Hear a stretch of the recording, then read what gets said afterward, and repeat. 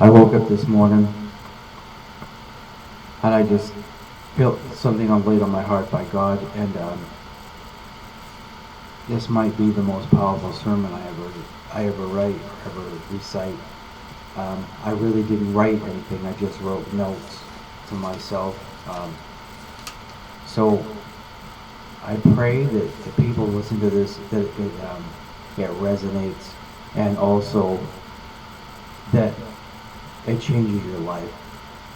And so I'd like to show you something. So in my old life, I wrote down my priorities. And if you could see these.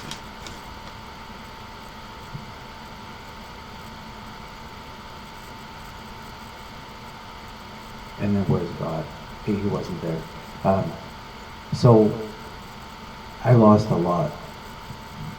Early on, I lost my innocence as a child, my dignity, any honor I might have had. Later on, I lost everything, my freedom, my family, any relationship with my kids, and they're adults now. And so, after all I've been through, God met me one day in the middle of the night, and He changed my name, and this is my new me. So God changed my name to Elijah, and now my priorities are totally 180 degrees flipped over. God, music, others, and kids. And so when I have God as my priority and everything else secondary, I have my priorities right. And so when I think of God the first thing in the morning, and honestly sometimes because I'm not really good with money, sometimes that's on my mind first, but in the most of the time, God is number one. And when He's not, He corrects me and then brings me back to where my priority should be, and it's always on God and Jesus.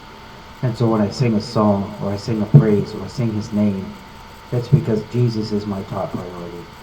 If God ever endeavors to use me or anybody else, they have to have their priorities in line.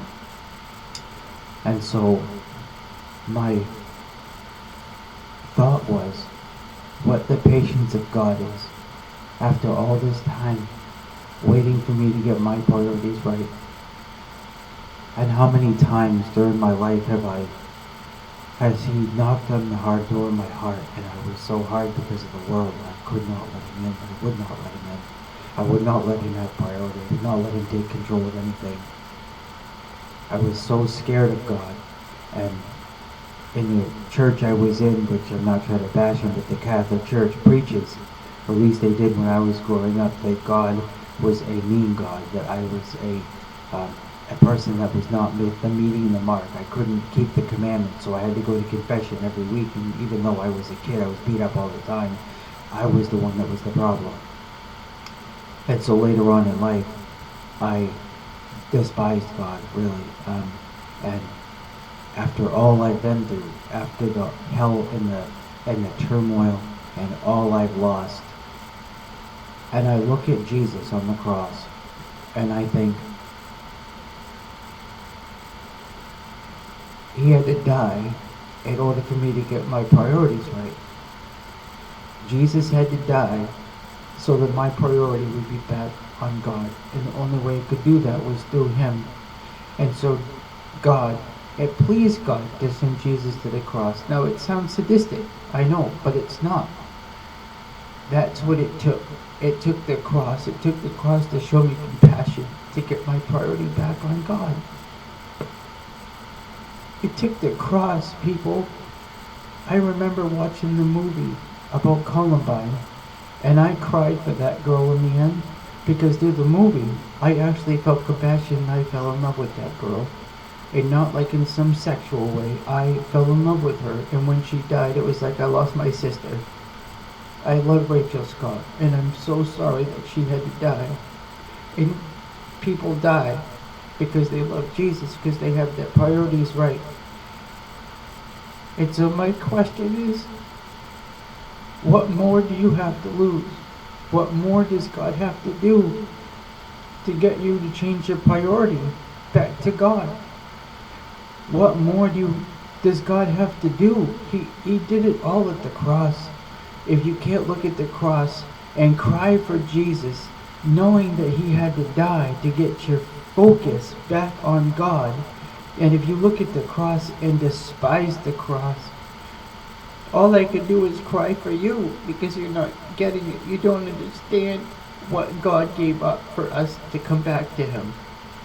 So when I look at the cross and I think of the cross, I cry tears of sorrow and joy at the same time because he gave me a way back to God. That's the message of the cross. That's the good news of the cross. Without Jesus, we would have no way back to God, and we would always forever be without God.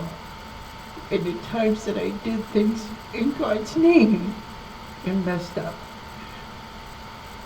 that's what America has to be. America has to get her priorities right and have God back on top. I love God, and I'm sorry to God because it took Jesus on the cross to get me back to loving him the way that I do. To have priorities right. When I was with my ex-wife, I really thought that I was the cat's meow. I thought I was all that in a bag of chips. When you realize in the eyes of God that you aren't even worth the crumbs in the bottom of the bag or the fine print on the bag, that takes humility. It takes humiliation. But God honors it. He honors that. That is a person that has done a 180-degree flip and learned to love him for who he is. And he is holy. He is holy. And that's why we could say, holy, all the angels cry, holy, all creation cry, holy, holy forever.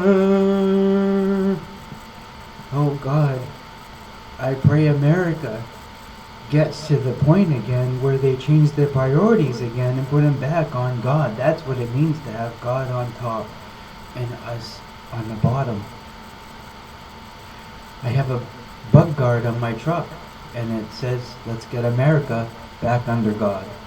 That's what that means.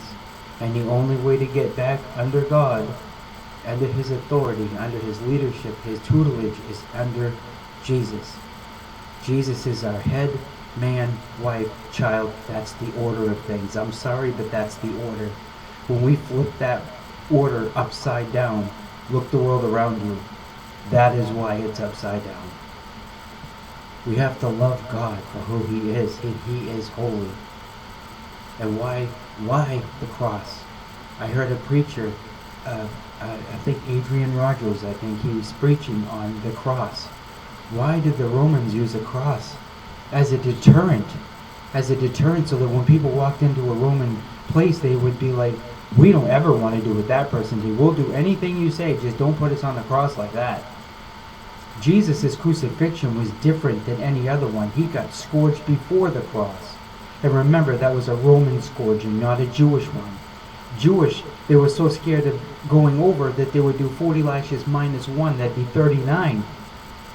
The Roman one was different, and they didn't use a rod, they used the cat o' nine tails, and they did it until the crucifixioner got tired. They never walked away from a scourging. They didn't. And when you think about the suffering that he went through, and he had to crawl away from there and could not even carry his own cross, which was unheard of. They never did that before the cross, because they knew how horrific the cross was. But the Jews, think of that. Crucify him on top of already seeing him scourged. Remember, he was found innocent 3 times. Once by Herod and twice by Pilate, and still sent to the cross by the people. So when I think of the cross, I thank God for his patience and his love toward me, that while I was yet a sinner, while I still even somewhat understood the cross, God still died for me, knowing I was going to sin. What kind of a God is that patient? That is the God of love. That's the God of sacrifice. That's the God of self-sacrifice to sacrifice his own son for me. So I would get my priorities right. Priorities. Priorities. God, others, and me with my music. I'm at head upside down. And me. I gotta be on the bottom. He's gotta be on the top. And I pray that now I have my priorities right, that maybe by this video others would do the same. God has to be first. He has to be first. We're not so high and mighty. We're just little people. We're just little people. I heard a sermon, maybe it's a teaching, but it was kind of funny about, I think it was Max Lucado. He talked about an ant farm that him and his brother had. And I love this story because it's so apropos. It really is, because he had this ant farm, and the ant, he heard him call him, and like in the middle of the classroom, say, "Hey, come here, come here. If you just let me rule this mountain, I'll give you all the other mountains." And Max like, "Hey, wait a second. I'm the one that put the dirt in there, dummy. I don't care about your stupid mountain. I'm over here with my crayons." That's kind of like God. Lord, I'll give you my life down here if you just let me rule that city over there. God's like, I'm kind of the one that made the city, so just keep doing what you're doing. Anyway, I don't want the video to be too long, but Gary Allen had a great song, and the song was about priorities. There's a plane flying out of here tonight with an empty first class seat.